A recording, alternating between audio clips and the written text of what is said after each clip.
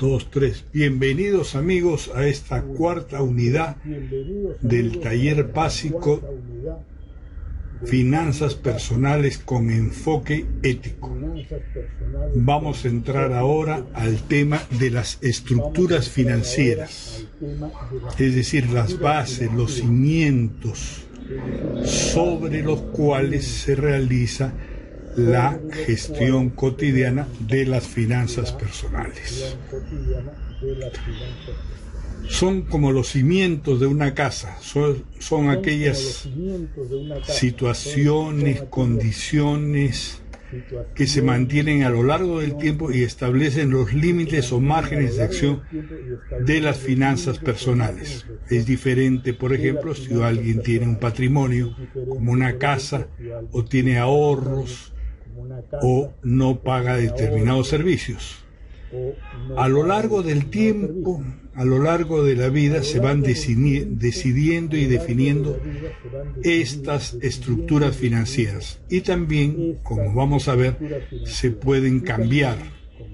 Y eso supone una decisión personal y familiar, que es importante y trascendente.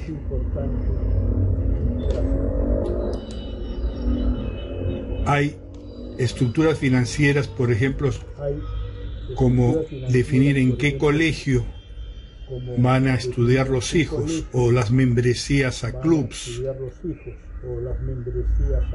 o dónde va a vivir uno, o los seguros que uno va a tener,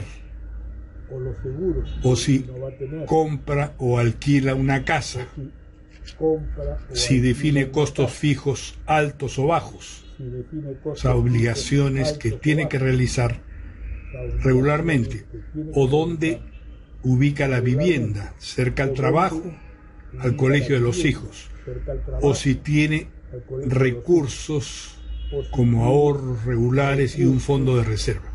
O sea, hay multitud de aspectos que son los cimientos sobre los cuales se basan las decisiones de la gestión financiera y que se concretan en los presupuestos. Se refieren a aspectos permanentes, como por ejemplo costos ineludibles, por ejemplo el nivel de vida que uno tiene o que se impone como parámetro, o el nivel de consumo y de endeudamiento, o el patrimonio que tiene o quiere tener y los fondos de reserva, por ejemplo los seguros. En otras palabras, estamos hablando de las estructuras que se mantienen fijas o permanentes a lo largo del tiempo. Aquí tenemos un listado de elementos o condiciones que tienen que ver con las estructuras financieras.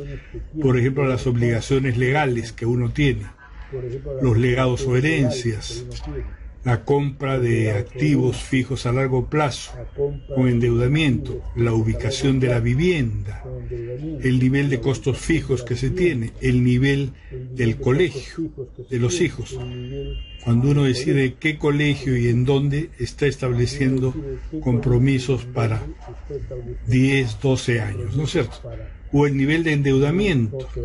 Se habla de que uno debe tener un nivel de endeudamiento menor al 30% de los ingresos, o la capacidad de endeudamiento, si uno no está en las centrales de riesgo o puede endeudarse rápidamente cuando hay una necesidad, o si realiza el mantenimiento de los activos fijos, del carro, de la casa, de otras condiciones, si está al día en las obligaciones, en el pago de impuestos, porque no hacerlo en algún momento puede suponer que uno tenga que realizar gastos importantes, o los niveles de seguros, el seguro de vida o el seguro para automóvil o el seguro oncológico, o cómo organiza sus ingresos, seguros de una fuente, de varias fuentes, la historia crediticia que tiene que ver con la capacidad de endeudamiento, o la cantidad y calidad de activos fijos, o los activos líquidos, que son aquellos que rápidamente pueden convertirse en efectivo, o los fondos de reserva, o los ahorros, o el nivel socioeconómico que uno tiene o se impone. Estos son algunos de los elementos de las estructuras financieras, ¿no es cierto? Aquí vamos a ver algunos aspectos referidos a la estructura financiera. Dispone, a través de preguntas, ¿no? ¿Dispone usted de una cantidad de activos fijos o patrimonios importantes a lo largo del tiempo?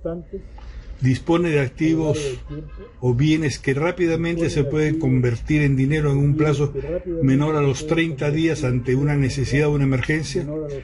¿Dispone de un fondo de reserva que le permite vivir a usted y a su familia mínimo 3 a 6 meses sin ningún otro ingreso?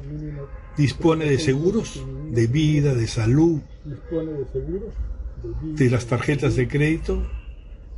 ¿Dispone de ingresos seguros, regulares y diversificados? 6.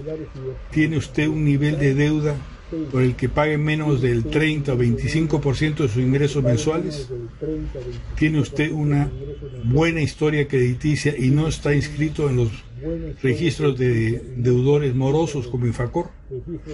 ¿Tiene usted la posibilidad de obtener un crédito importante en un plazo muy corto?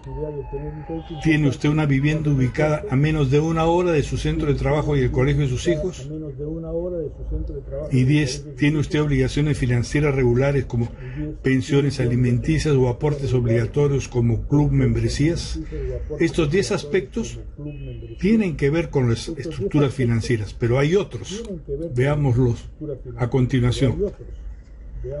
¿Tiene usted en su actual presupuesto mensual rubro de gastos fijos bajos o altos o muy bajos? ¿Tiene usted matriculado a sus hijos en centros de estudios de bajo o medio costo y no implica mayores gastos con movilidad, vestuario u otros? O por el contrario, ¿no? ¿Tiene usted la costumbre de realizar el mantenimiento de sus artefactos, sus bienes muebles en forma regular? 14. ¿Está usted al día en el pago de sus impuestos, multas y otras obligaciones financieras? ¿Está usted comprometido en la compra de un bien de alto valor como compra casa? Señale usted cómo le va en estos aspectos, ¿no? Ello tiene que ver con el número de personas de su familia y los que viven con el presupuesto familiar. Tiene que ver con el nivel socioeconómico que usted tiene o se impone. Vamos a verlo el tema, ¿no? Tiene que ver con el monto de ingresos familiares fijos permanentes y con el monto de ingresos no fijos, no permanentes, su promedio mensual. Estos aspectos tienen que ver con las estructuras financieras, a las cuales nosotros les llamamos a una reflexión y a definir si los tiene, y después vamos a ver cómo se pueden cambiar. En una siguiente unidad vamos a ver el tema de el nivel socioeconómico que usted tiene y que pretende tener. Un saludo de su amigo Jorge Orosa de SAS.